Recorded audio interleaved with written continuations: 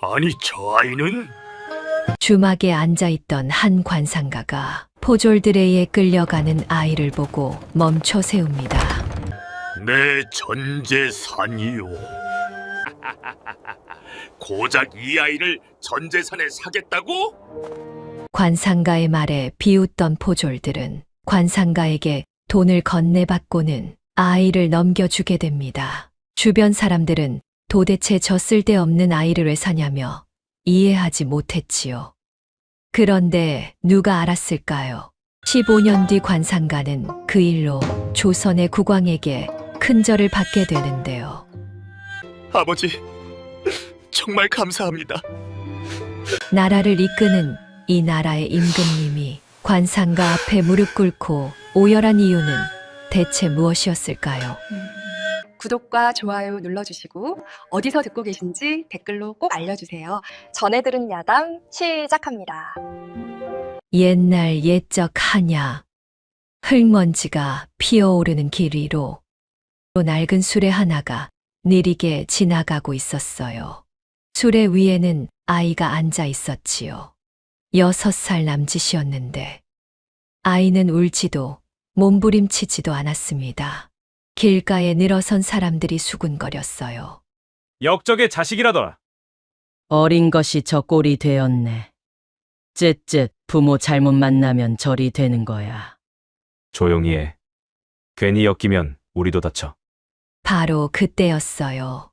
길가 주막 앞에 한 남자가 앉아 있었습니다. 이름은 서문도. 사람의 얼굴을 보고 운명을 잇는 관상가였지요. 그는 무심코 수레 쪽을 바라보았어요. 그리고 아이의 얼굴이 눈에 들어오는 순간 손에서 숟가락이 떨어졌습니다. 저건 왕이 될 상이다. 그의 몸이 먼저 움직였어요. 자리에서 벌떡 일어나 수레 앞으로 뛰어들었습니다. 포졸이 버럭 소리쳤지요. 뭐야? 비켜라! 이 아이 어디로 데려가는 것이오? 유배다. 역적 집안이야. 됐으니까 비켜. 무슨 죄를 지었소? 그건 윗선에서 정한 거지. 우리도 자세한 건 모른다. 한 번만 더 막으면 너도 끌고 간다. 서문도는 물러서지 않았습니다. 아이를 똑바로 바라보았어요. 아이 역시 그를 보았지요. 아주 짧은 순간 둘의 시선이 맞닿았습니다. 서문도의 확신이 굳어졌어요. 그러더니 그는 품속에 손을 넣었습니다. 엽전 주머니 하나, 은전, 옥패, 비단 조각, 가진 전부를 꺼내며 말했지요. 그 아이를 나에게 넘기시오. 포졸들이 웃었습니다. 뭐? 미쳤나? 아니, 저 양반이 진짜 돌았어. 서문도가 한 발 더 나섰어요. 이게 내 전부요. 내 전 재산 다 주겠소. 포졸들의 눈빛이 달라졌습니다. 서로 눈치를 보았지요. 야, 이거 제법인데. 어차피 저 아이. 멀리 가서 버리나 여기서 버리나 똑같잖아. 넘기고 유배 보냈다고 처리하면 되지. 누가 알겠어? 그럼 돈은 우리 셋이 나눠 갖는 거다? 당연하지. 잠깐의 침묵이 흘렀어요. 그리고 포졸이 손을 휘저었습니다. 그 돈을 주고 아이를 너가 데려가라. 묶인 줄이 풀렸지요. 아이가 수레에서 내려왔습니다. 작은 발이 땅을 딛는 순간 서문도는 아이를 제대로 보았어요. 아이의 눈에는 겁이 없었습니다. 아이가 물었지요. 왜 저를 사셨습니까? 서문도는 잠깐 말을 잇지 못했어요. 어른께 여쭙고 있습니다. 왜 저를 사셨습니까? 서문도가 천천히 대답했지요. 죽게 둘 수 없어서다. 모르는 사람인데요. 너는 보통 사람의 관상이 아니다. 아이는 한동안 서문도를 바라보았습니다. 감사합니다. 그렇게 두 사람의 인연이 시작되었어요. 서문도는 아이의 손을 잡고 한나절을 걸었습니다. 큰 길을 피해 산길로, 산길을 지나 다시 들길로. 해가 기울 무렵 작은 마을이 보였어요. 마을 끝자락에 낡은 초가 하나가 있었지요. 서문도가 문을 열었습니다. 들어와.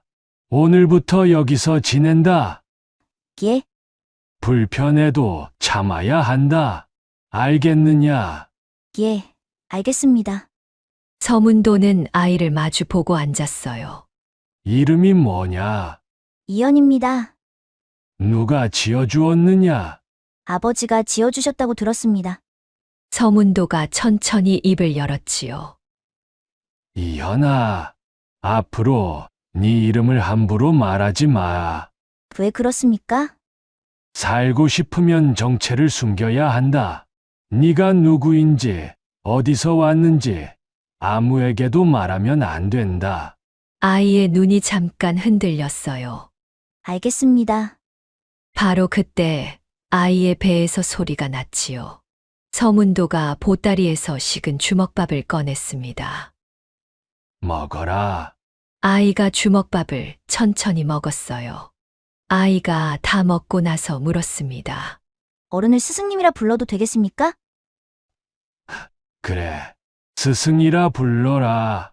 감사합니다, 스승님. 며칠이 흘렀어요. 어느 날 아침 서문도가 작은 나무판과 붓을 내밀었습니다. 글은 쓸 줄 아느냐? 배운 적이 없습니다. 그럼 오늘부터 배운다. 이건 사람인이라고 부른다. 따라 써봐. 이현이 붓을 들었지요. 처음 잡는 붓이었지만 획이 흔들리지 않았어요. 스승님, 이 글자는 왜 이렇게 생겼습니까? 사람이 둘이 기대고 있는 것처럼 보입니다. 그렇게 보이느냐? 예. 혼자서는 설 수 없어서 서로 기대는 것 같습니다. 맞다. 사람은 혼자 설 수 없다. 그래서 사람인 자가 이렇게 생긴 것이다. 아이의 천재성을 알게 된 서문도는 글만 가르치지 않았어요. 그 이상의 것을 가르쳤지요. 오늘은 사람을 읽는 법을 가르치겠다. 사람을 읽는다고요? 사람은 말로 속일 수 있어도 얼굴에서는 티가 나는 법이다. 눈을 봐. 눈이 흔들리면 거짓말이다. 그렇게 알려줄 때마다 이현은 전부 귀담아 듣고 이해했습니다. 그러던 어느 날 오후였습니다. 이현이 우물가에서 물을 깃고 있을 때 마을 아이들이 몰려왔지요. 야, 너 부모 없지? 이현의 손이 멈췄어요. 팔려왔다며? 버려진 애네. 아이들이 킥킥거렸습니다. 이현은 아무 말도 하지 않았어요. 아이들이 떠난 뒤 이현은 집으로 돌아왔습니다. 방 구석에 앉아 소리 없이 눈물을 흘렸지요. 서문도가 옆에 앉았어요. 친구들이 놀려서 상처받았느냐? 조금이요. 버려진 애라고 놀렸어요. 서문도가 천천히 말했습니다. 사람은 태어난 것으로 다른 사람을 평가하는 본성이 있다. 그럼 저는 평생 그 소리를 들어야 합니까? 하지만 네가 어떤 사람이 될지는 네가 정하는 것이야. 이현이 고개를 들었어요. 부모가 없어도 훌륭한 사람이 될 수 있다. 어떻게요?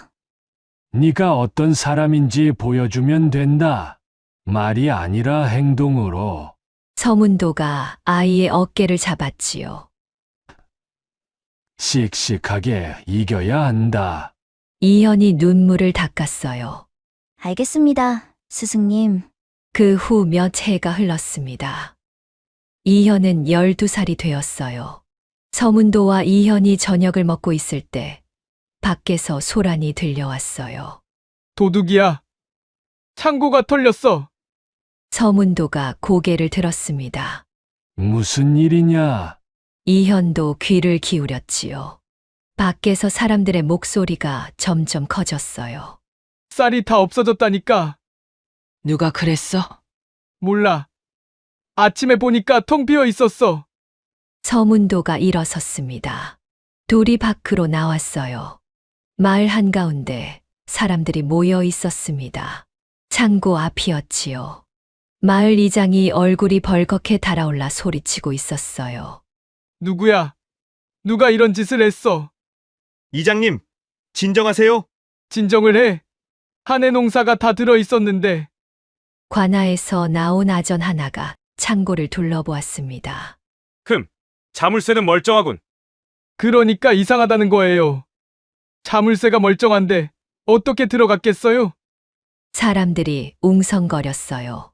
그럼 누가 그런 거야 도대체? 아전이 고개를 저었습니다. 단서가 없으니 잡을 수가 없군. 일단 관아에 보고는 하겠소. 그럼 쌀은요? 그냥 날린 겁니까? 어쩔 수 없지 않소. 증거가 없는데. 이장의 얼굴이 일그러졌어요.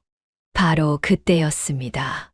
이현이 천천히 앞으로 걸어 나왔지요. 잠깐만요. 사람들이 돌아보았어요. 이현은 신경 쓰지 않고 창고 앞으로 다가갔습니다. 문을 살펴보았지요. 그리고 바닥을 보았어요. 발자국이 있었습니다. 이현이 고개를 숙여 자세히 들여다보았지요. 아전이 짜증스럽게 말했습니다. 야, 꼬마.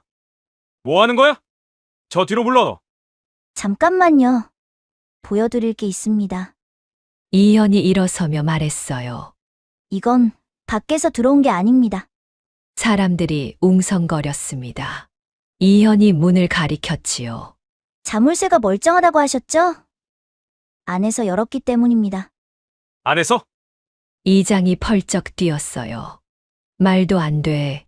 열쇠는 나만 가지고 있다니까. 열쇠가 아니어도 열 수 있습니다.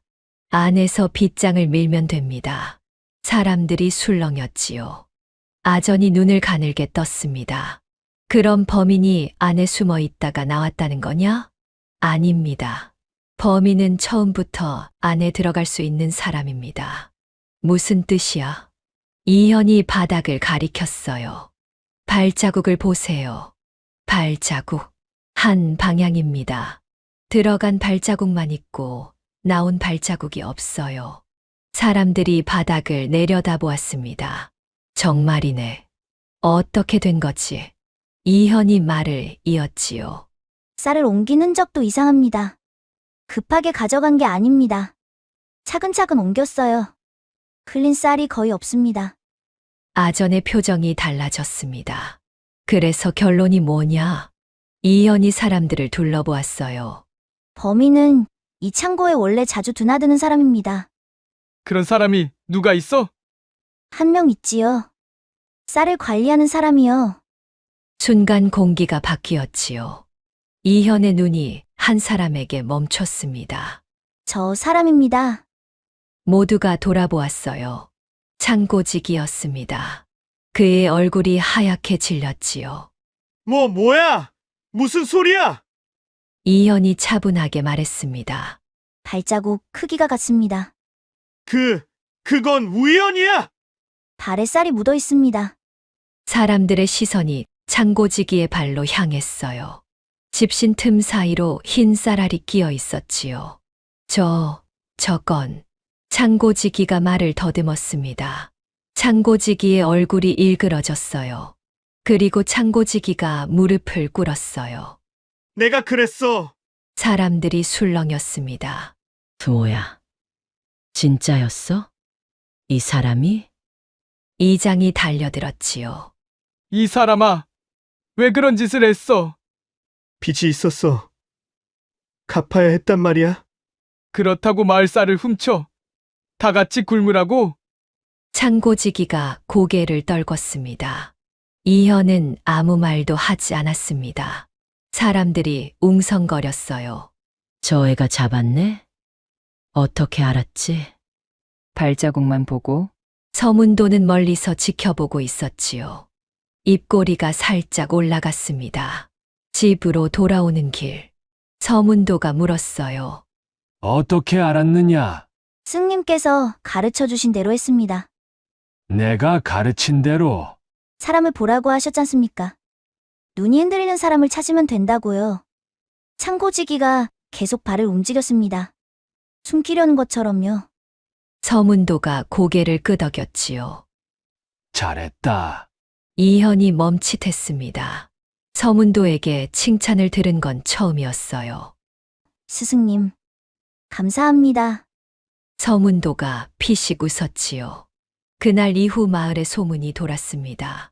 서문도네 아이가 도둑을 잡았다고요. 눈 하나로 사람을 꿰뚫어 본다고. 세월이 흘렀어요. 이현은 소년을 지나 청년이 되었습니다. 어느새 20살이었지요. 마을 사람들은 이제 이현을 찾아왔어요. 이현아, 이것 좀 봐주죠. 무슨 일이십니까?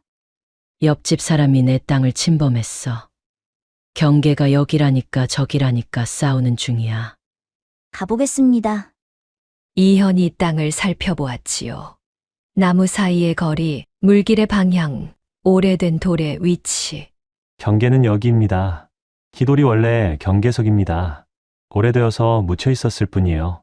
두 집 사람이 고개를 끄덕였어요. 그렇구나. 그럼 내가 틀렸네. 아니야, 나도 몰랐어. 이현이가 아니었으면 계속 싸웠겠다. 이런 일이 하나둘 쌓였습니다.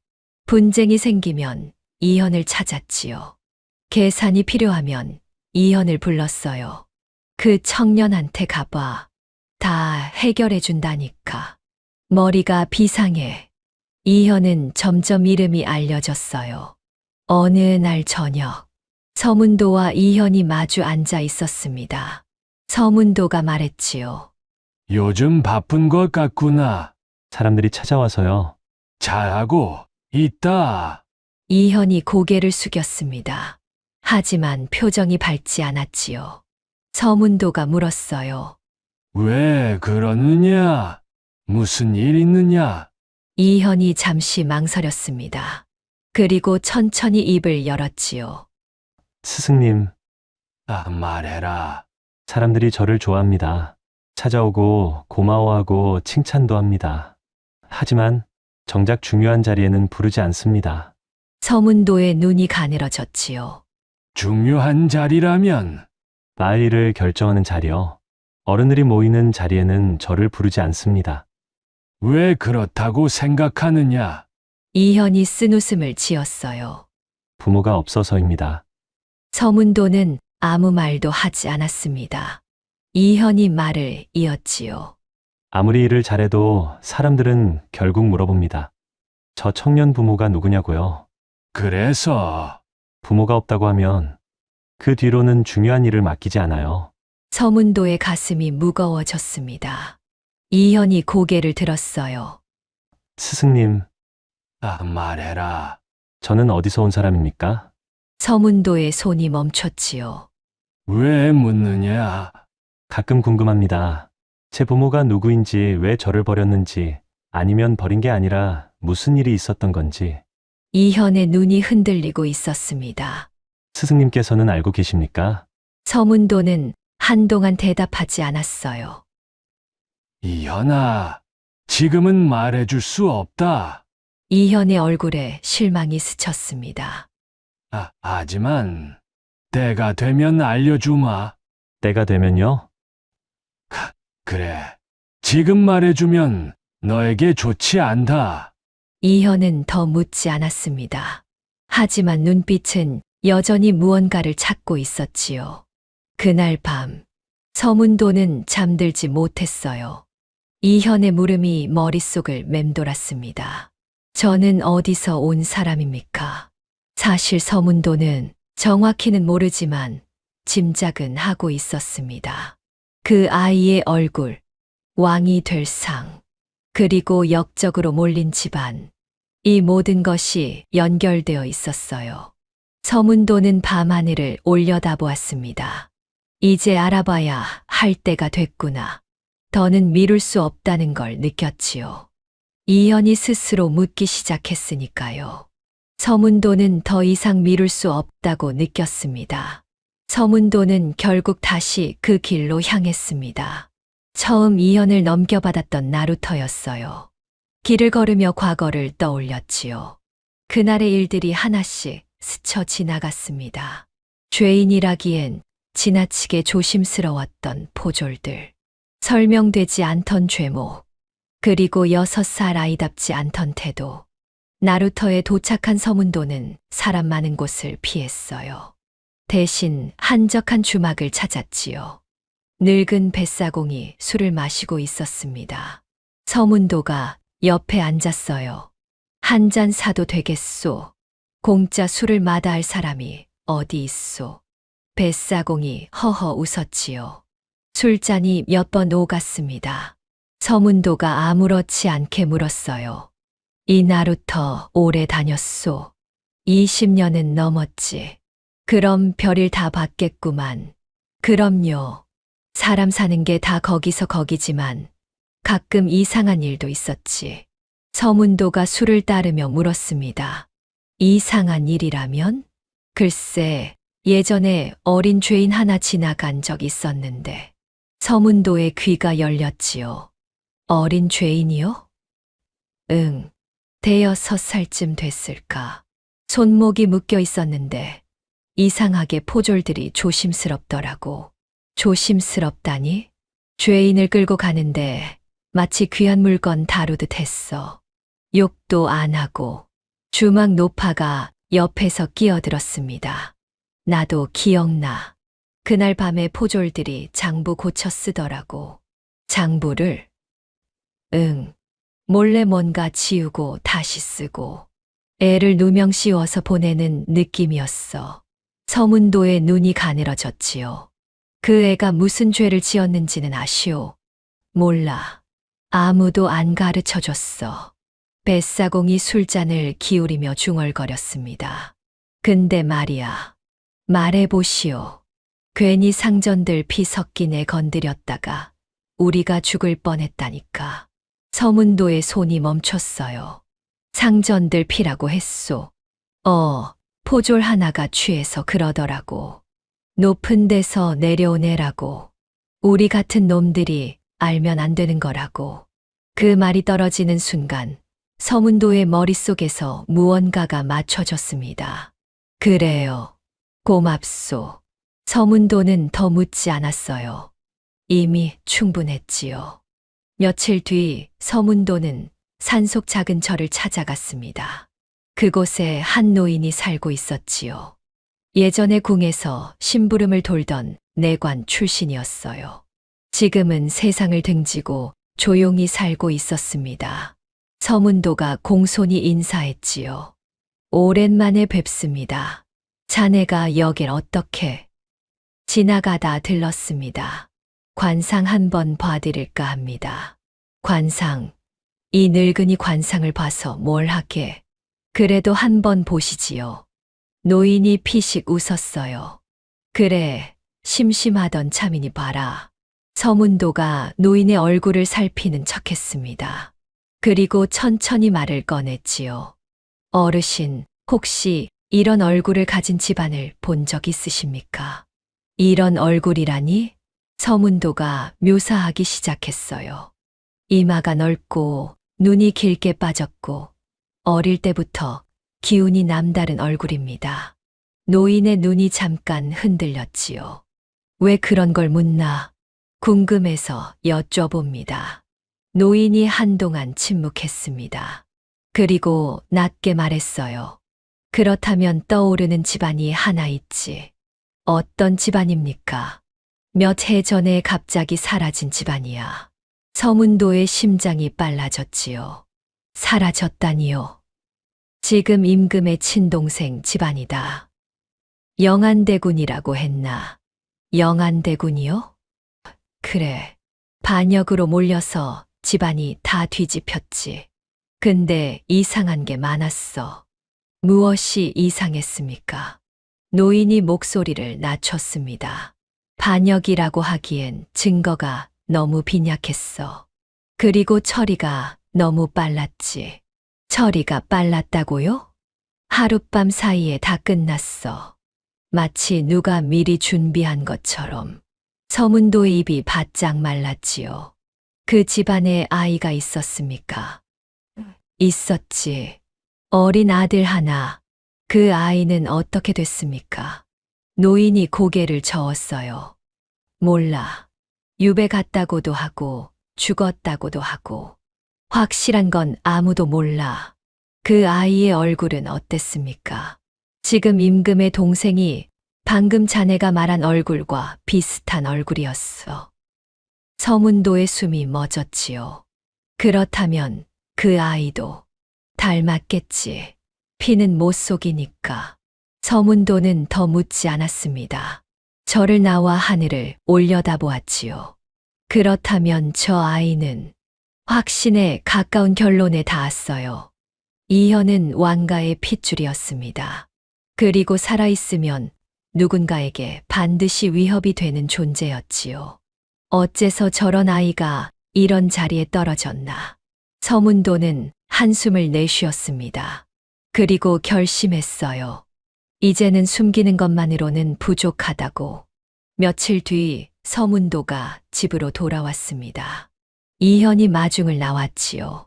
스승님, 어디 다녀오셨습니까? 들어오너라. 할 말이 있다. 이현의 표정이 달라졌어요. 둘이 방 안에 마주 앉았습니다. 서문도가 천천히 입을 열었지요. 내 부모가 누군지 알아봤다. 이현의 눈이 커졌어요. 알아보셨다고요? 그래. 듣고 싶으냐? 네. 말씀해 주십시오. 서문도가 깊이 숨을 들이쉬었습니다. 너는 영안대군의 아들이다. 방 안이 조용해졌지요. 영안대군이라면 지금 임금의 동생이다. 이현의 얼굴이 굳어졌어요. 그 집안은 몇 해 전에 반역으로 몰려 사라졌다. 하지만 진짜 반역이 아니었던 것 같다. 그럼 저는 누군가에게 제거된 것이다. 너도 내 부모도. 이현은 한동안 아무 말도 하지 못했습니다. 왕가, 반역, 제거. 그 말들이 머릿속에서 맴돌았지요. 이현이 조용히 물었어요. 그럼 저는 죽어야 했던 사람입니까? 서문도가 고개를 끄덕였습니다. 살아있으면 안 되는 사람이었겠지. 이현이 고개를 숙였어요. 손을 천천히 쥐었습니다. 이유가 있겠지요. 그렇게까지 해야 했던 이유가. 그래서 여기까지 알아봤다. 하지만 그 다음은 네가 알아야 한다. 제가요? 나는 관상가로서 얼굴이 너무 알려져 있다.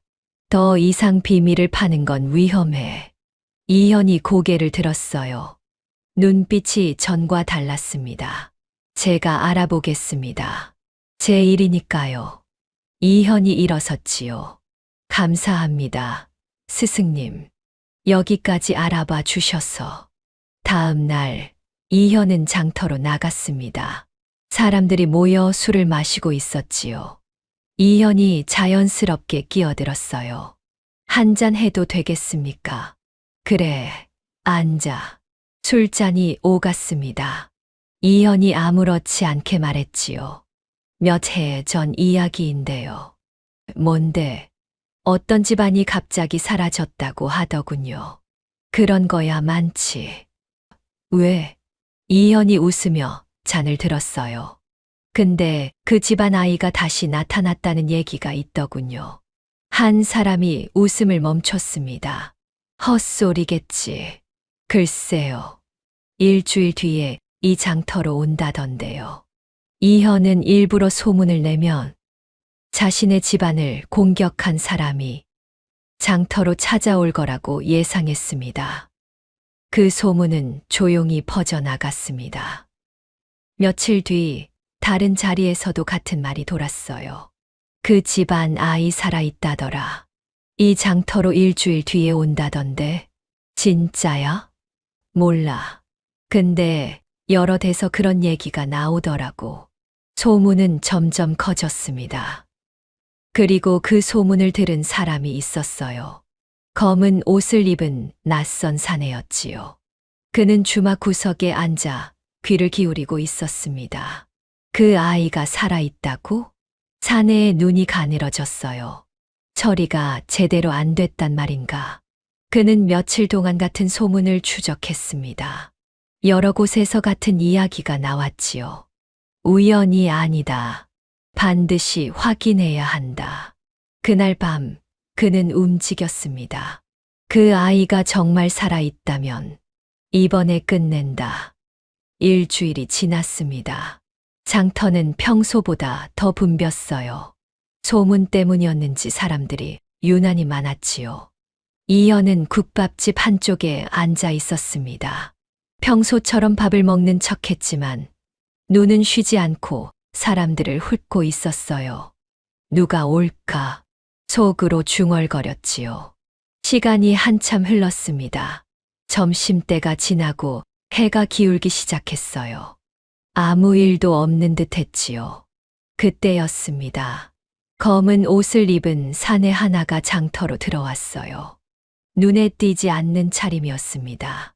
하지만 이현의 눈에는 달라 보였지요. 걸음걸이가 달랐어요. 장사꾼도 아니었습니다. 사내는 장터를 천천히 한 바퀴 돌았어요. 사람들 사이를 스치며 지나갔습니다. 이현의 눈이 좁아졌지요. 사내가 한 상인 앞에 멈췄습니다. 잠깐, 낮은 목소리였어요. 상인이 고개를 들었지요. 예, 무슨 일이십니까? 며칠 전에 이상한 소문이 돌았다더군. 소문이요? 어떤 집안 아이가 살아있다는 얘기. 들어봤나? 상인의 얼굴이 굳어졌어요. 그런 거야 떠도는 말이 많으니까요. 저는 잘 모릅니다. 어디서 시작됐는지 아나? 모릅니다. 정말 모릅니다. 사내가 상인을 한참 바라보았지요. 그리고 돌아섰습니다. 그 순간 사내의 소매가 살짝 올라갔어요. 이현의 눈이 멈췄습니다. 검은 비단 안쪽에 새겨진 문양이 보였지요. 작지만 선명했어요. 판자. 이현의 머릿속이 빠르게 돌아갔습니다. 판서 쪽 사람이구나. 사내는 장터를 한 바퀴 더 돌았어요. 몇 사람을 더 붙잡고 물었지요. 하지만 아무도 제대로 대답하지 않았습니다. 사내는 결국 장터를 빠져나갔어요. 이현은 움직이지 않았습니다. 그저 지켜보았지요. 며칠 뒤 저녁이었습니다. 장터 한쪽 술자리에 사람들이 모여 있었어요. 짐꾼, 상인, 떠돌이 장사꾼들이었지요. 이현은 그 사이에 조용히 앉아 있었습니다. 아휴, 요즘 장사 안 된다니까. 그러게, 뭘 해도 안 돼. 세금 또 올린다더라. 어휴. 이현이 아무렇지 않게 물었어요. 요즘 세금이 많이 올라갔습니까? 다른 사람이 술잔을 내려놓으며 말했습니다. 다 그 인간 때문이지. 그 인간이요. 최판서. 이현의 시선이 아주 미세하게 멈췄어요. 최판서라면 어떤 분입니까? 어떤 분이긴. 지금 이 나라에서 제일 무서운 사람이지. 그 인간이 손대면 다 그렇게 돼. 뭐가 그렇게 되는데요? 망한다고. 사람이든 장사든 다른 사람이 덧붙였지요. 지금 권력은 다 거기로 몰렸어. 왕보다 더 무섭다니까. 왕보다요? 이현이 눈을 살짝 치켜떴습니다. 그래. 사람 하나 없애는 건 일도 아니래. 죽이는 겁니까? 죽이는 것도 있고, 누명 씌우는 것도 있고, 하여튼 눈 밖에 나면 끝이야. 이현이 고개를 끄덕였어요. 괜히 눈에 띄지 마라. 알겠습니다. 이현은 잔을 들어 입에 대며 혼자 중얼거렸습니다. 최판서. 그날 밤 이현은 집으로 돌아왔습니다. 서문도는 이미 잠들어 있었어요. 이현은 혼자 마루에 앉았지요. 술자리에서 들은 말들이 머릿속을 맴돌았습니다. 최판서. 왕보다 무섭다. 사람 하나 없애는 건 일도 아니다. 이현은 눈을 감았다가 천천히 떴어요. 지금까지 모은 것들을 하나씩 떠올렸지요.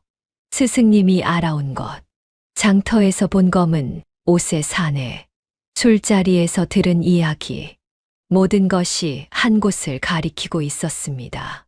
최판서. 이현이 낮게 중얼거렸어요.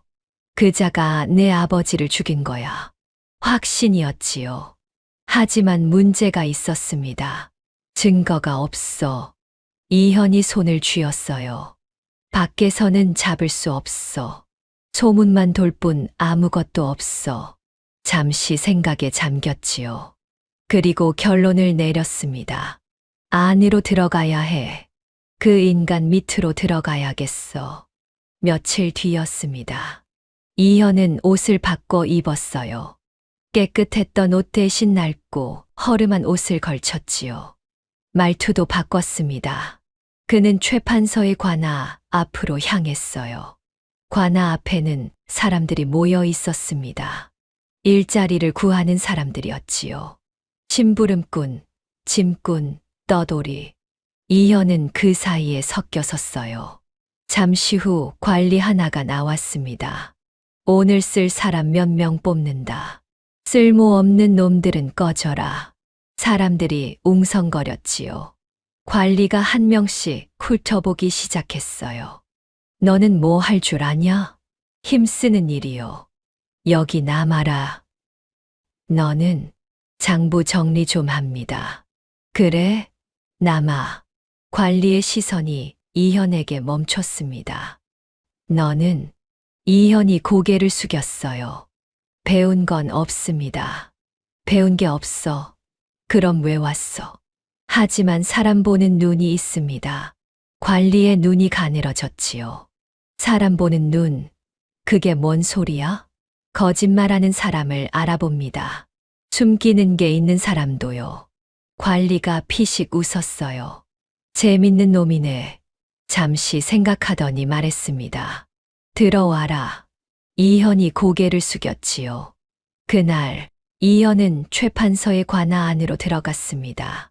처음은 허드렛 일이었어요. 물건을 나르고 심부름을 하고 청소를 하고. 하지만 이현은 서두르지 않았지요. 천천히 속으로 되뇌었습니다. 눈에 띄지 않게. 하지만 필요한 사람이 되어야 해. 그렇게 며칠이 지났습니다. 야, 새로 온 놈. 예, 저기 물 길어와. 알겠습니다. 빨리. 이현은 군말 없이 움직였어요. 다른 심부름꾼이 킥킥거렸지요. 저놈 참 순하다. 그러게. 시키는 대로 다 하네. 오래 못 버틸 거야. 저런 애들 금방 나가. 하지만 이현은 나가지 않았습니다. 하루하루 묵묵히 일했지요. 어느 날 오후였어요. 이현이 마당을 쓸고 있는데 안쪽에서 소리가 들려왔습니다. 이게 뭐야? 숫자가 안 맞잖아. 내가 잘못한 게 아니라니까. 하급 관리 둘이 싸우고 있었지요. 장부를 사이에 두고 얼굴이 벌겋게 달아올라 있었어요. 분명히 네가 적은 거잖아. 아니야. 앞에서 넘어온 숫자가 원래 이랬어. 그럼 내 잘못이 한 거야? 내 잘못도 아니야. 둘의 목소리가 점점 커졌어요. 주변 사람들이 슬슬 피하기 시작했지요. 또 싸우네. 맨날 저러니까. 이현은 빗자루를 내려놓았습니다. 천천히 가까이 다가갔어요. 장부를 슬쩍 들여다보았지요. 저기, 둘이 멈췄습니다. 뭐야, 너. 심부름하는 놈이잖아. 끼어들지 마. 이현이 조용히 말했어요. 그건 앞 기록이 잘못된 겁니다. 뭐, 앞 기록이라고? 무슨 소리야? 앞 기록은 확인했어. 이현이 장부를 가리켰지요. 여기 보십시오. 이 부분입니다. 300이 3천으로 적혀 있습니다. 둘이 고개를 숙여 장부를 보았어요. 여기요. 100자가 1000자로 바뀌어 있습니다. 획이 하나 더 있어요. 진짜.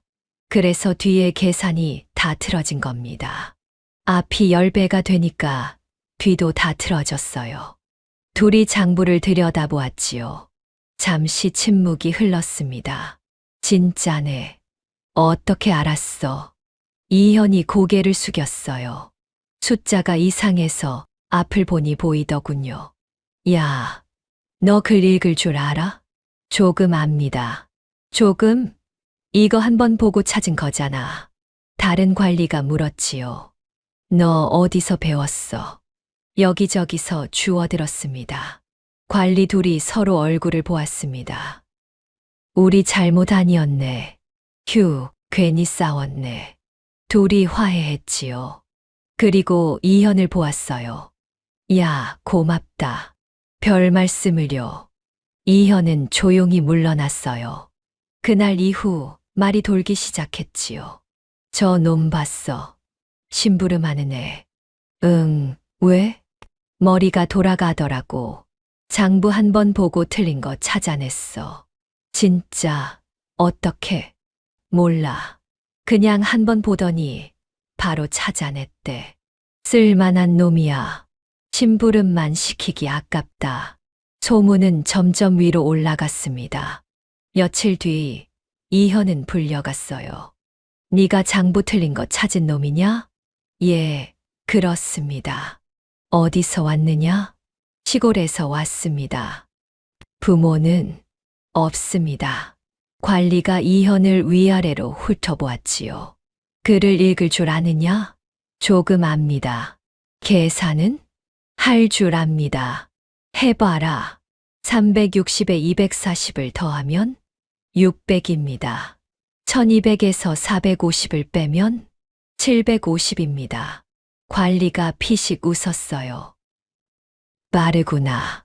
감사합니다. 좋아. 내일부터 기록 창고에서 일해라. 기록 창고요? 장부 정리하는 곳이다. 할 수 있겠느냐? 이현이 고개를 숙였습니다. 시키시는 대로 하겠습니다. 잘해라. 여기서 실수하면 바로 쫓겨난다. 알겠습니다. 기록 창고는 아무나 들어갈 수 없는 곳이었어요. 중요한 문서가 보관된 곳이었지요. 최판서의 신뢰를 얻은 사람만 맡는 자리였습니다. 이현은 그곳에서 일하기 시작했어요. 낮에는 성실하게 장부를 정리했지요. 이현아, 이거 정리해라. 예, 저것도. 알겠습니다. 밤이 되면 달랐어요. 사람들이 떠난 뒤 이현은 몰래 기록을 뒤졌습니다. 그러던 어느 날 밤이었어요. 이현의 손이 멈췄지요. 왕실 관련 문서였습니다. 이건 심장이 빨라졌어요. 영안대군, 왕의 동생, 후계 서열 1순위. 이현의 눈이 빠르게 움직였습니다. 다음 장을 넘겼어요. 반역 혐의, 증거 목록, 처리 완료. 하지만 이상했지요. 증거라는 것들이 너무 빈약했어요. 반역을 꾀했다. 증거가 이것밖에 없어. 고개를 갸웃했습니다. 이건 말이 안 돼. 마지막 장을 넘겼어요. 처리 명령서. 그 아래 찍힌 최판서. 이현의 손이 완전히 멈췄습니다. 역시 목소리가 떨렸어요. 반역이 아니었어. 문서를 더 넘겼지요. 후계 제거 계획, 왕위 계승 준비, 영안대군 처리 후 절차. 모든 것이 적혀 있었습니다. 계획된 거였어. 처음부터. 이현의 손이 떨렸지요. 아버지를 죽이고 반역으로 몰았어.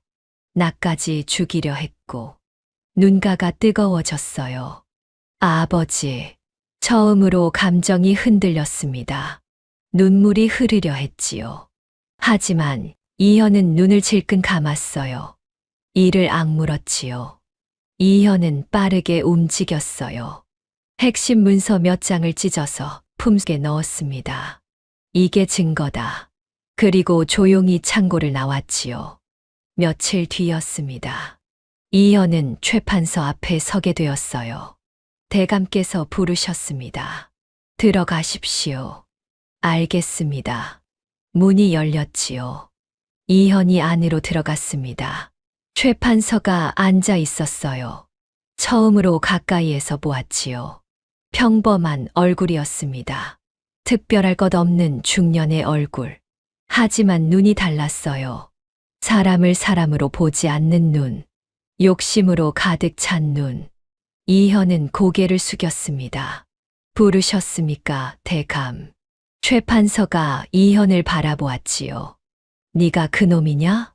예, 대감. 이야기 들었다. 일을 잘한다고. 과찬이십니다.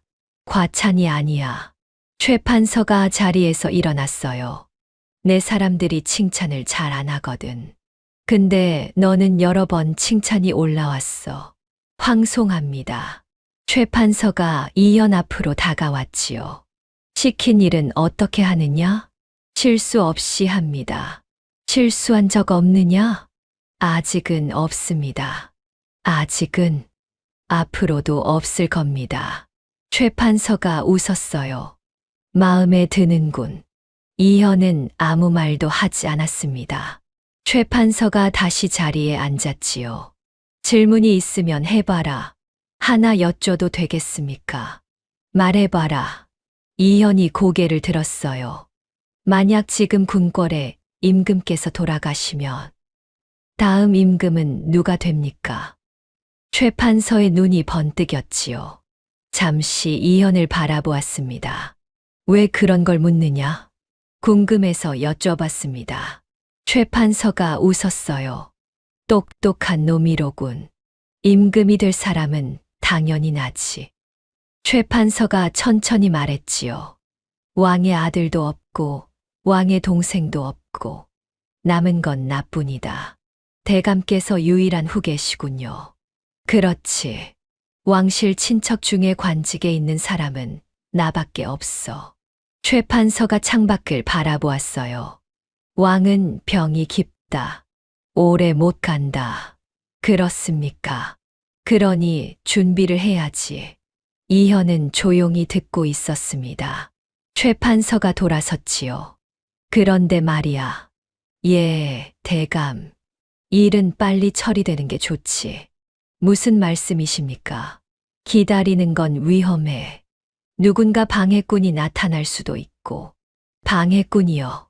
숨어있던 왕실 핏줄이 나타난다거나. 그런 일 말이야. 이현의 심장이 빠르게 뛰었어요. 하지만 표정은 바꾸지 않았지요. 그런 사람이 있습니까? 없어. 다 처리했으니까.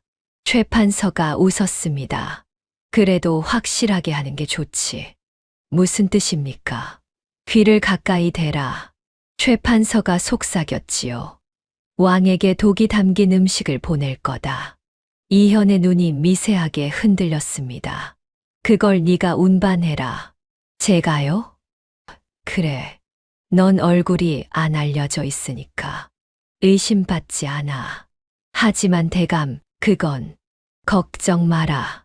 최 판서가 이현의 어깨를 잡았어요. 내가 왕이 되면 너를 크게 대우해주지. 높은 자리도 줄 수 있어. 그 웃음이 기분 나빴습니다. 이현은 알 수 있었어요. 만약 일이 틀어지면 자신이 모든 죄를 뒤집어 쓰게 될 거라는 걸. 꼬리 자르기. 처음부터 그럴 생각이었지요. 하지만 이현은 고개를 숙였습니다. 명령대로 하겠습니다. 최 판서가 만족스럽게 웃었어요. 좋아. 내일 물건을 줄 테니 받아라. 알겠습니다, 대감. 실수하면 안 된다. 알겠느냐? 실수 없이 하겠습니다. 이현이 물러나왔지요. 복도를 걸으며 생각했습니다. 독을 보낸다. 왕을 죽이려 한다. 기다려라, 최 판서. 내 손으로 내 무덤을 판 거야. 다음 날 아침이었습니다. 이현은 최 판서의 부하에게 불려갔어요. 여기 있다. 받아라. 보따리 하나가 건네졌지요. 그냥 궁으로 가져가면 돼. 궁으로요? 그래. 수라간에 전하라. 진상품이라고. 이현이 보따리를 받았습니다. 겉으로 보기엔 평범한 음식이었어요. 정성스럽게 쌓인 떡과 과일. 하지만 이현은 알고 있었지요. 그 안에 독이 들어있다는 걸. 다녀와라. 대감께서 기다리신다. 알겠습니다. 이현은 보따리를 들고 밖으로 나왔어요. 사람이 없는 곳을 찾았지요. 허름한 창고 뒤편이었습니다. 이현은 보따리를 내려놓았어요. 한동안 그걸 바라보았지요. 이걸로 왕을 죽인다. 낮게 중얼거렸습니다. 이현의 눈이 차가워졌어요. 보따리를 풀었습니다. 안에 있던 음식을 모두 꺼냈지요. 떡, 과일, 전과 전부 버렸어요. 그리고 품속에서 무언가를 꺼냈습니다. 기록 창고에서 몰래 가져온 문서들이었지요. 최판서의 직인이 찍힌 기록, 왕의 동생 사건 관련 장부 조각, 지워진 흔적을 복사한 문서, 후계 제거 계획서, 하나씩 보따리 안에 넣었어요. 손이 멈추지 않았습니다. 그리고 최판서가 임금에게 독이 든 음식을 보내려 했다는 것까지 서신으로 적어서 넣었습니다. 이건 끝내는 증거다. 모든 것을 정리한 뒤 보따리를 다시 묶었지요. 겉모습은 그대로였어요. 평범한 진상품처럼 보였습니다. 하지만 내용은 완전히 바뀌어 있었지요. 이현은 보따리를 들고 일어났어요. 가자. 궁궐로 향했습니다. 궁궐 앞에 도착했지요. 수문장이 막아섰어요. 누구냐? 최판서 대감댁에서 왔습니다. 진상품을 전하러요. 진상품. 예. 수라간에 전하라 하셨습니다. 수문장이 보따리를 훑어보았지요. 잠깐 기다려라. 잠시 후 안에서 사람이 나왔어요. 뭐냐? 최판서 대감댁에서 진상품입니다. 그래? 이리 내라. 이현이 보따리를 건넸습니다. 하지만 손을 놓지 않았지요. 이건 전하께 직접 전해야 합니다. 대감께서 그리 말씀하셨습니다. 반드시 전하의 손에 직접 전하라고요. 내관이 눈을 가늘게 떴어요. 그게 무슨 소리냐? 수라간에 맡기면 되는 걸. 저도 모르겠습니다. 다만 대감 분부가 그랬습니다. 알겠다. 기다려라. 내관이 안으로 들어갔어요. 한참 뒤에 돌아왔습니다. 들어와라. 전하께서 직접 받으시겠다 하셨다. 이현의 심장이 빠르게 뛰었지요. 하지만 표정은 바꾸지 않았어요. 감사합니다. 궁궐 안으로 들어갔습니다. 복도를 지나고 또 지났지요. 마침내 한방 앞에 섰어요. 여기서 기다려라. 내관이 안으로 들어갔습니다. 잠시 후 목소리가 들려왔지요. 들라 하신다. 문이 열렸어요. 이현이 안으로 들어갔습니다. 임금이 앉아 있었지요. 이현은 고개를 깊이 숙였어요. 최판서 대감댁에서 왔습니다. 진상품을 가져왔습니다. 그래, 이리 가져와라. 이현이 다가갔지요. 보따리를 내려놓았습니다. 대감께서 전하의 옥체를 위해 정성껏 준비했다 하셨습니다. 그래, 수고했다. 이현은 임금에게 보따리를 전달하고 최판서의 저택으로 돌아왔습니다. 다음 날 아침이었어요. 최판서의 저택. 최판서는 여유롭게 앉아 차를 마시고 있었지요. 이쯤이면 왕은 죽었겠지. 찻잔을 들며 웃었습니다. 독이 든 줄도 모르고 먹었을 거야. 오늘 저녁이면 소식이 오겠지. 왕이 쓰러졌다. 그런 소식. 기분 좋게 차를 홀짝였지요. 바로 그때였습니다. 쾅. 문이 두들겨졌어요. 최판서가 고개를 들었지요. 뭐야? 부하가 급히 들어왔습니다. 대감. 왜 그러느냐? 무슨 일이냐? 밖에 사람들. 누가 왔느냐? 그게 부하의 얼굴이 하얗게 질려 있었어요. 어서 말해라. 군사들입니다. 금군이요. 최판서의 표정이 굳어졌지요. 금군, 왜 금군이 여기에? 모르겠습니다. 그리고 부하가 떨리는 목소리로 말했어요. 전하께서 오셨습니다. 최 판서의 손에서 찻잔이 떨어질 뻔했습니다. 전하가 직접. 예. 최 판서가 급히 일어났어요. 그게 무슨. 바로 그때 문이 벌컥 열렸습니다. 군사들이 줄지어 들어왔지요. 그리고 그 뒤로 임금이 걸어 들어왔어요. 최 판서의 얼굴이 완전히 굳어졌습니다. 임금이 천천히 걸어왔지요. 주변 공기가 무거워졌어요. 최 판서가 급히 무릎을 꿇었어요. 전하, 어찌 이곳까지 왕림하셨습니까? 임금이 멈췄지요. 왜? 내가 오면 안 되는 자리였느냐? 그게 아니라. 그럼 뭐냐? 최 판서가 말을 잇지 못했어요. 임금이 손에 들고 있던 보따리를 던졌습니다. 툭, 바닥에 떨어졌지요. 최 판서의 눈이 흔들렸어요. 그 보따리를 알아보았기 때문이었습니다. 이걸 보낸 자가 있더구나. 임금의 목소리가 낮아졌어요. 내게 직접. 보따리가 풀렸습니다. 그 안에서 문서들이 쏟아졌지요. 장부 조각, 찍힌 흔적, 명령 기록. 최 판서의 얼굴이 하얗게 질렸어요. 이건 임금의 눈이 번뜩였습니다. 내 동생을 네가 죽였더구나. 침묵이 흘렀지요. 최 판서가 급히 말했어요. 그건 반역이었습니다. 반역? 예, 영안대군이 반역을 꾀했습니다. 그래서 처리한 것입니다. 증거가 있느냐? 그건 증거 없이 내 동생을 죽였느냐? 최 판서가 말을 더듬었어요. 나라를 위한 선택이었습니다. 임금이 한 걸음 다가갔지요. 그래서 나까지 죽이려 했느냐?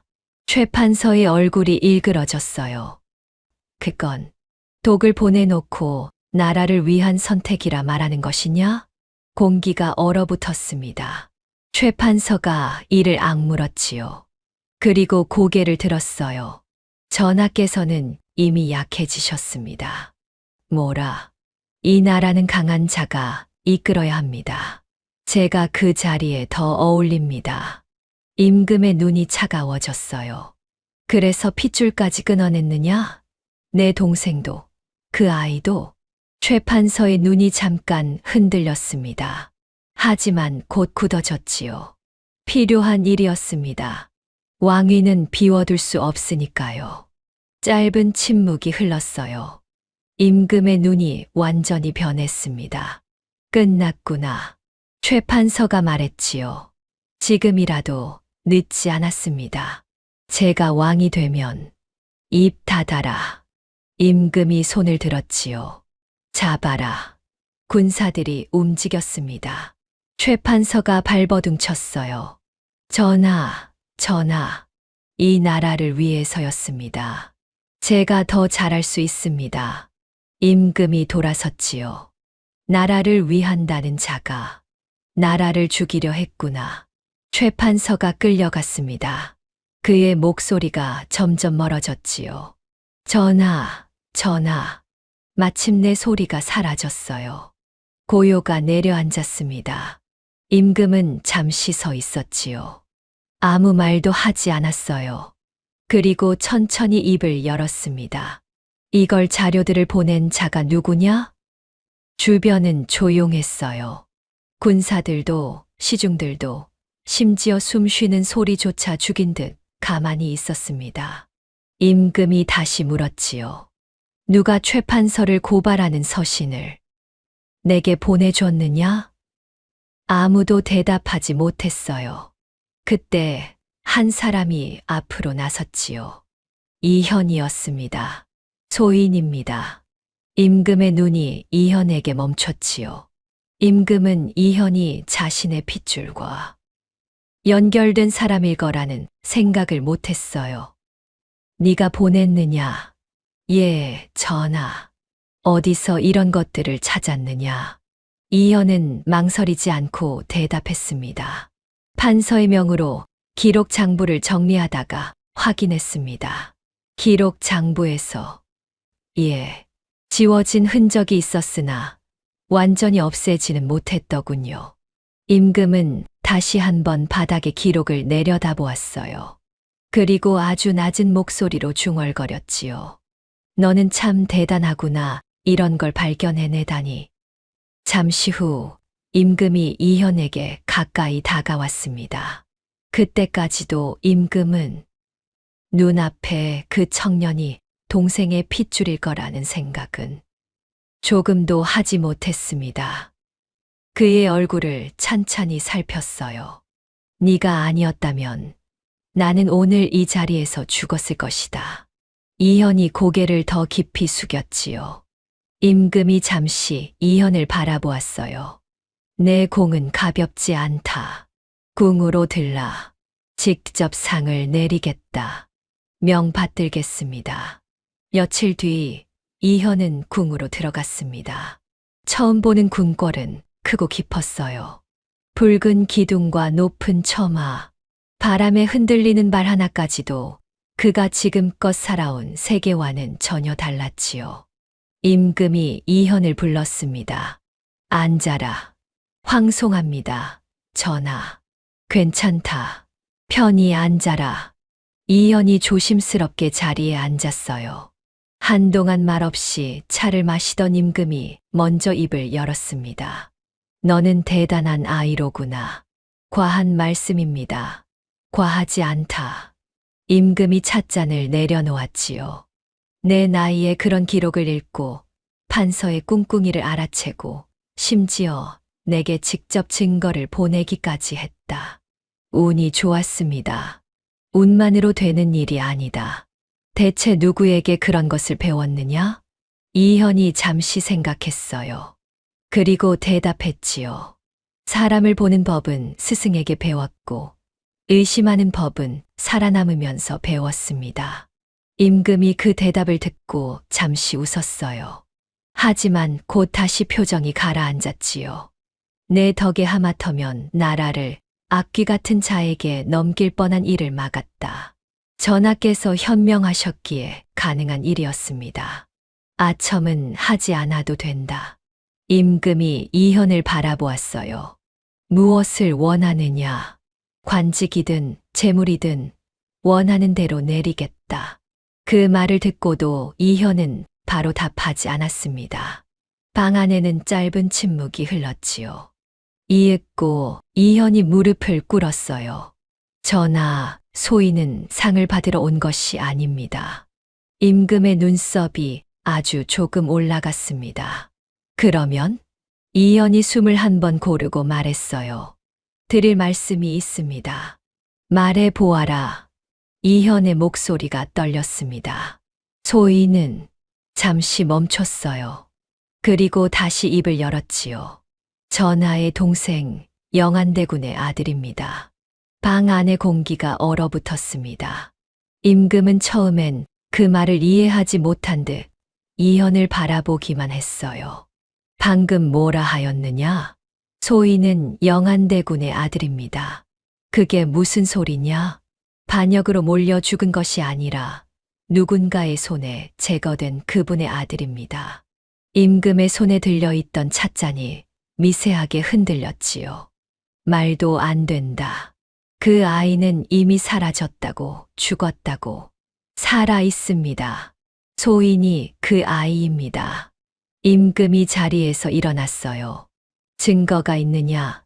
그런 말을 함부로 하는 것이냐? 이현이 품에서 조심스럽게 몇 가지 물건을 꺼냈습니다. 먼저 작은 옥패 하나였지요. 왕가의 문양이 새겨져 있었어요. 그 문양 아래에는 영안대군의 개인 인장이 희미하게 남아 있었습니다. 이건 임금의 숨이 멎었어요. 그건 분명 동생이 늘 가지고 다니던 물건이었지요. 이현이 다른 것을 꺼냈습니다. 최판서 장부 창고에서 확보한 장부의 일부였어요. 지워진 기록, 아래 남은 흔적. 왕의 동생의 아들 행방불명이라는 문장, 그리고 최판서의 직인이 겹쳐진 처리 명령까지. 마지막으로 이현은 오래되고 빛이 바랜 작은 비단 조각 하나를 내놓았지요. 어린 시절 자신과 함께 숨겨졌던 물건이었습니다. 왕가의 아이에게만 메어주는 자수 무늬가 남아 있었어요. 임금이 떨리는 손으로 그것들을 하나씩 집어들었습니다. 옥패를 보는 순간 그의 숨이 멎었지요. 비단 조각을 펼치는 순간 임금의 눈시울이 젖었어요. 그 자수는 직접 동생의 아이가 태어났을 때 궁에서 내렸던 것과 같았습니다. 네가, 임금의 목소리가 떨렸어요. 살아 있었느냐? 그 말은 군주가 하는 질문이 아니었습니다. 오랜 세월 잃어버린 혈육을 믿지 못해 떨리는 사람의 목소리였지요. 이현이 천천히 이마를 바닥에 대었어요. 늦게 돌아왔습니다. 전하. 임금은 한동안 말을 잇지 못했습니다. 눈앞의 청년은 방금 전까지 나라를 구한 공로자였어요. 하지만 이제는 동시에 자신이 지키지 못했던 동생의 마지막 핏줄이었지요. 내가, 임금이 천천히 말했습니다. 내가 지키지 못했구나. 그 짧은 한마디에 수많은 후회가 담겨 있었어요. 이현은 아무 말도 하지 않았습니다. 임금도 더 이상 말을 잇지 못했지요. 오랫동안 조용하던 방 안에서 임금은 아주 천천히 자리에서 일어났어요. 이현 가까이 다가왔습니다. 그리고 떨리는 손으로 이현의 어깨를 짚었지요. 이제는 다르다. 이현이 고개를 들었어요. 임금은 붉어진 눈으로 그를 내려다보며 말했습니다. 너는 혼자가 아니다. 이제는 숨지 않아도 된다. 그 뒤로 궁은 빠르게 움직였어요. 최판서의 죄는 낱낱이 밝혀졌지요. 왕의 동생을 제거하기 위해 반역을 꾸며냈고 그 핏줄까지 없애려 했으며 마침내 임금에게 독을 보내 왕위까지 빼앗으려 했던 일들이 모두 세상에 드러났습니다. 최판서는 죄인의 몸이 되어 끌려갔어요. 그와 손을 잡았던 자들도 하나둘 무너졌지요. 임금은 이현을 가까이에 두었습니다. 잃어버린 조카를 되찾은 기쁨도 있었지만 오랫동안 몸이 약했던 임금은 눈에 띄게 기운이 쇠해갔어요. 어느 날 밤이었습니다. 임금이 조용히 이현을 불렀지요. 이리 오너라. 예, 전하. 이현이 다가갔어요. 임금이 힘겹게 웃었습니다. 내가 조금만 더 일찍 알았더라면, 전하, 내 아버지를 지켰을 텐데, 너를 찾았을 텐데. 이현은 대답하지 않았어요. 임금이 고개를 저었지요. 아니다. 지금이라도 알게 된 것이 다행이지. 그가 이현의 손을 붙잡았습니다. 이제 이 나라는 내 것이다. 전하, 그 말씀은 후계가 없었다. 하지만 이제 있다. 네가 왕이 되어라. 이현의 눈이 흔들렸어요. 전하, 저는 내 아버지가 원래 이을 자리였다. 이제 네가 이어라. 그 말은 오래전부터 정해져 있었던 운명을 비로소 제자리에 올려놓는 선언 같았지요. 그리고 얼마 지나지 않아 임금은 세상을 떠났습니다. 궁궐은 슬픔으로 가라앉았어요. 이현은 마침내 왕위에 올랐지요. 수많은 신하들이 머리를 조아리고 백성들은 새로운 임금의 이름을 입에 올렸습니다. 왕이 된 첫날 저녁이었어요. 모든 의식이 끝난 뒤 이현은 아무에게도 알리지 않고 궁을 나섰습니다. 향한 곳은 단 하나였지요. 서문도의 집. 지금까지 그는 서문도를 스승님이라 불러왔어요. 이현은 천천히 문을 열었습니다. 서문도는 마루에 앉아 있었지요. 이미 소문을 들은 얼굴이었어요. 새 임금이 된 사람이 자신이 키운 이현이라는 것을 그 역시 알고 있었습니다. 이현을 보고 서문도가 깜짝 놀랐어요. 급히 무릎을 꿇으려 했지요. 전하. 이연이 서문도의 팔을 잡았습니다. 무릎 꿇지 마십시오. 하지만 전하, 이제 전하께서는 스승님, 이연이 말을 끊었어요. 그리고 서문도 앞에 먼저 무릎을 꿇었습니다. 서문도의 눈이 커졌지요. 전하, 이게 무슨... 스승님, 이현이 고개를 저었어요. 그리고 아주 천천히 하지만 분명하게 입을 열었습니다. 아버지, 그 한마디가 떨어지는 순간 서문도의 눈에서 눈물이 흘렀어요. 한 번도 듣지 못했던 말, 듣고 싶어도 감히 바라지 못했던 말. 스승님으로 충분하다고 스스로를 달래왔지만 마음 한구석 깊은 곳에서는 언젠가 이 아이가 자신을 그렇게 불러주길 바랐던 것이 사실이었지요. 이현의 목소리는 떨리고 있었습니다. 저를 살려주셔서, 저를 키워주셔서, 끝까지 제 곁에 있어주셔서. 이현이 고개를 숙였어요. 감사합니다, 아버지. 그 순간 왕이 된 사람이 아니라 마침내 돌아갈 곳을 찾은 한 사람이 거기 있었습니다. 서문도의 손이 천천히 올라갔어요. 떨리는 손끝이 이현의 머리 위에 닿았지요. 따뜻하고 오래된 손이었습니다. 그래, 서문도의 목소리도 젖어 있었어요. 이제야 부르는구나. 잠시 멈췄습니다. 그리고 말했지요. 아들아. 이현은 끝내 참지 못하고 어깨를 떨었어요. 왕의 옷을 입고 있었지만 그 순간만은 그저 한 아이였습니다. 서문도는 아무 말 없이 그의 머리를 쓸어내렸지요. 마치 아주 오래전 부모 없다고 놀림받고 울던 어린아이를 달래던 그날처럼. 하지만 이번에는 달랐어요. 그때는 스승이 위로하던 아이였고 지금은 왕이 되어 돌아온 아들이었지요. 마루 위로 긴 침묵이 내려앉았습니다. 그러나 그 침묵은 외롭지 않았어요. 이현이 천천히 고개를 들어 서문도를 바라보았지요. 이제는 제가 모시겠습니다. 서문도가 눈물을 닦으며 웃었어요. 아니다. 나는 이미 다 받았다. 아닙니다. 이현이 단호하면서도 조용하게 말했습니다. 왕이 되어서도 저는 아버지 앞에서는 여전히 아들입니다. 그 말에 서문도는 더 이상 버티지 못하고 눈물을 흘렸어요. 멀리서 보면 그날 한 나라의 왕이 한 노인 앞에 무릎 꿇고 머리를 조아린 모습이었지요. 하지만 가까이서 보면 오래 잃어버렸던 부자가 마침내 서로를 제대로 부른 순간이었습니다. 세월이 흘렀어요. 사람들은 말했지요. 새로운 왕은 지혜롭고도 너그러웠다고. 억울한 누명을 다시 살피게 했고 권력자가 함부로 기록을 지우지 못하게 했으며 어린 죄인의 목숨을 가볍게 다루는 법을 고쳤다고요. 하지만 이현 자신은 알고 있었습니다. 자신이 그런 왕이 될 수 있었던 이유는 왕가의 피 때문만이 아니었어요. 유배 가던 아이를 알아보고 전 재산을 내어 살린 한 사람.